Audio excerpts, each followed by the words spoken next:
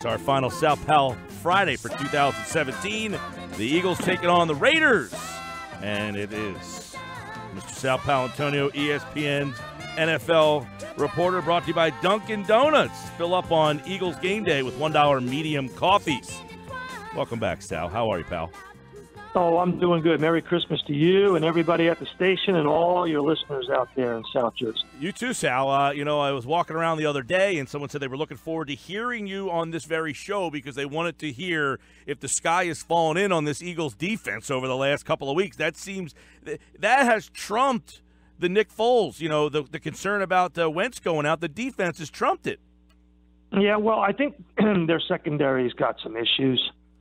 Clearly, they're a little bit banged up. Jalen Mills' ankle injury does concern me a little bit going into this game because you're facing Michael Crabtree, one of the best wide receivers in the league. And they've got to get it buttoned up in the secondary. I didn't like the poor communication that they had. I also didn't like the scheme, Mike. I think they need to play a little bit more too deep, keep things in front of them, give their offense a chance. Now, the offense – when you change quarterbacks from an MVP caliber quarterback to Nick Foles, we love St. Nick. We get it. 4 touchdown passes. It was against the Giants, but you got to go down one chimney at a time, right? So we got the Giants out of the way. Now you got to face the Raiders and Derek Carr and a much more prolific passing attack. So I think they got to figure it out. I think that's a big issue, and I don't like where the running game is right now. Jay Ajayi is only averaging 3.4 a carry. They're not getting the kind of consistent production out of the running game. If they need to get 3 or 4, they're not getting 4. They're getting 3. If they need to get 4 or 5, they're just getting 4. They need to be able to move the chains, move the sticks, stay ahead of the downs with their running game, and they can't do that right now. And that means you're putting pressure on your quarterback on both ends, through a secondary that's given up a lot of yards and through a running game that's not consistently productive. Do you think the defense is breaking down because it's late in the year and they had 3 straight roadies, or is it a product of, hey, they were playing a little over their heads and now they're on tape a lot? I don't think it's the third thing. I will say, I don't care who you are. You go to Seattle, you stay out on the West Coast, you play L.A., you're playing Russell Wilson, you got to run around all over the building with Russell Wilson. Then you got to play Jared Goff, a team that's scoring 30 points a game. That's not easy to do. Then you make the long, strange trip back east, and then you got to go up the Turnpike to play the Giants. And the Giants have had Schwartz's number for whatever reason, just familiarity, whatever it is. And they got a tight end who can run underneath their coverage. And they were in a lot of one-on-one man coverage. I don't know why, but they were. I would have doubled Ingram and said, okay, Eli, go to option number 2 or 3. But that didn't happen. So I don't think it's the third thing. I think Schwartz is smart enough, always has been, to figure out whatever contingency plan he has to have. But I'm anxious to see them rebound. Carr is better than Manning. Crabtree's better than anything the Giants have at wide receiver right now. Yeah, there's a big test, Christmas night, to see if this defense has righted the ship here, erased the warts a little bit. Because if they give up a lot of points Monday night, it's gonna be an interesting week going into that Dallas game. Yeah, it's not that big of a test. I don't want to overstate it, Mike. Dallas went into Oakland and without Zeke Elliott beat the Raiders. So I think the Eagles are going to win this game. Mm-hmm. Don't get me wrong. Yeah. Oakland coming in here Christmas night. Just think about that. You're the Raiders. Yeah. You got to fly in on Christmas Eve to Philly, hang out in a hotel Christmas Eve without your family, hang out all day Christmas Day. Yep. Then roll into South Philadelphia with a bus getting egged on I-95. That's no fun for anybody. I don't care who you are. Yeah, no. In fact, it's funny because I was talking earlier in the week about this. Like, you're Oakland, your season's kind of lost. You lost last week by an index card, and now you're spending Christmas without your family in Philly. You're right. This one could get kind of interesting. But what if Monday night that game doesn't mean diddly? What do you do if you're Doug Peterson? you can't not play Foles for 3 weeks, right? The Raiders could be eliminated completely. No, I'm talking if Minnesota lost Saturday. Oh, yeah. Oh, I got you. And Philly clinched. All right. Minnesota's not losing, so let's forget that. Okay. Well, if that scenario somehow came up, you can't sit guys for 3 straight weeks, right? Brother Mike, I love you. I respect you. It's the Christmas season, but we ain't speculating about the Minnesota Vikings losing the game. It ain't happening. All right, they're playing at Green Bay. It's going to be like 1 degree out there. I know. That would be something. If that's the case, then we know they're not coming to Philly in the playoffs and beating the Eagles. Right, okay. So then the following week, if Philly wins against Oakland Monday night, they clinch home field. Nick, does he play, or do you have to sit him with fear of injury? Because he hasn't played a whole heck of a lot this year. Mike, I already told you the policy of St. Nick is one chimney at a time, okay? All right, I got you. That's the official Christmas policy of St. Nick Foles, one chimney at a time. All right, here's the question then. with Foles, do we feel confident enough after seeing him once that the offense will still be able to keep humming playoff time? No, I want to see more out of Jay Ajayi. I want him to go back to LeGarrette Blount. I mean, LeGarrette Blount has 193 scrimmage yards in his past 2 games versus the AFC.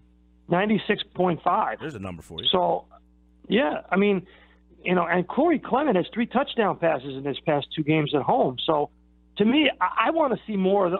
I want to see more mixed of Blount and Corey Clement mixed in. I don't want to rely that much on Jay Ajayi. He hasn't shown me enough. Here's the thing. They're going to play. He hasn't shown the kind of dominance that's been promised, that's for sure. He's a good player, but I think they're better off having a mix.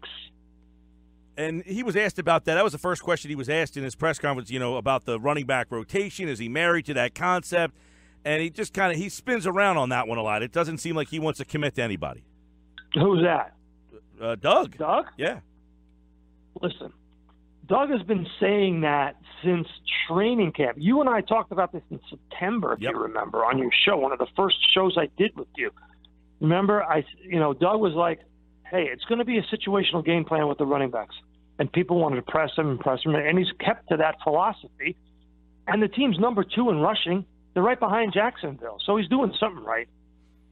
This week, you're going against this pass rush. You got concern with Vitae on that side? I mean, he held up all right last week. Yeah, I do. I mean, obviously, that's the weaker side. You got 2 Pro Bowlers on the right, and you got Vitae on the left replacing a guy who's going to the Hall of Fame. So, of course, you want to make what? Remember when I was on last week, I said to you, 2 things I want to happen for Nick Foles. 1, don't get hurt. Okay, box checked. 2, don't turn the ball over. Okay, box checked. And they wound up squeaking through and getting out of there with a win. So, again. What do you attribute that game being so close last week to? Miscommunication in the secondary. Because that's what? A missed extra point, a blocked field goal away from you being embarrassed. No question. You got 3. Didn't they get 3 good special teams players? Well, they had the block punt, too, yeah. Yeah, so you're absolutely right, Mike. 2,000%. No question. We're getting to, right now, for you, who's your NFC favorite? My favorite in the NFC overall? Yeah, this is because I was on a Dallas station this week. They asked me that question, and I say put him in a hat, right? I mean, I don't know. I don't. I mean, the 6th seed. No. The 6th seed has an argument to say, if I'm Matt Ryan, I went to the Super Bowl last year. I don't feel confident that I can get back there if I get in. No, I would say this. On paper, matchup-wise, New Orleans is the number 1 seed. But if the Eagles have home field throughout, which they are going to have, the Eagles are number 1 seed. Mm-hmm. And with home field playing the way they are right now, you feel it. I agree. If they get home field, I feel all right. If they have to go on the road to Minnesota, I don't know if I feel all right with that one. Mike, if they get home field and they go to the Super Bowl, heads will roll. All right. I will. Come on. So if they get home field, I'll see you in Minnesota.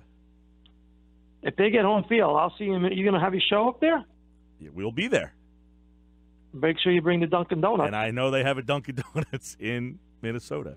I'm doing the show by the there. way, Sal, I want Dunkin' Donuts. I want donuts and coffee from Dunkin' Donuts if I'm doing your show there. By the way, I don't know if I told you, somebody tweeted in last time when you were in L.A., and they said there was, in fact, a Dunkin' Donuts in the L.A. area. Okay, Mike, you know how big L.A. is? I'm just saying, there was one out there. You might not have seen it, but I did get people that were listening and said, tell Sal there is a Dunkin' Donuts in Costa Mesa. When I go from Moorestown to Mount Laurel and NFL Films, I pass 5 of them, okay? I know. All right, so Christmas night, Eagles win. They secure home field. Yeah, I got them winning 27-17. 27-17 is Sal's perfect score. Don't forget tonight at 5:30. Pick the perfect score. You can win $800.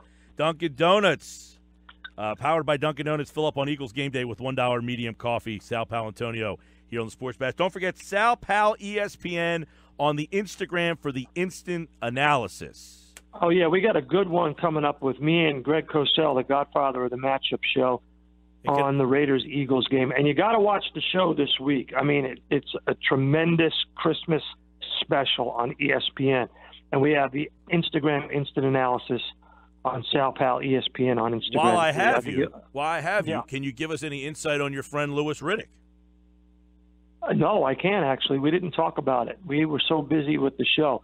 But I also want to mention to people that January 11th, and I would like to invite you, Mike, to this event. January 11th, Moorestown at the Community House is the Urban Promise Sal Pal Football Breakfast. And it's a off-the-record Q&A. Usually we get upwards of 200 to 300 people. And I'd like to invite you and any of your listeners that want to come, go on the Urban Promise website, look for the breakfast, sign up, get your tickets. We're going to have a lot of special guests from the Eagles there. It's going to be a big playoff special football breakfast. January 11th, go on the Urban Promise website. And Mike, you're invited as my guest. Thank you so much. That's a Thursday, right? Thursday, correct. All right, and that will be the Thursday before I hope the you can Eagles. come. It'd be great. I will hook up with you before then. We will talk. Next week I am off. We'll wish you a Merry Christmas and Happy New Year, and we will talk for Eagles' first-round playoff game. All right, Mike, it's been great year being on your show. Thank you so much. Enjoy the holiday, and Merry Christmas to you and all your listeners.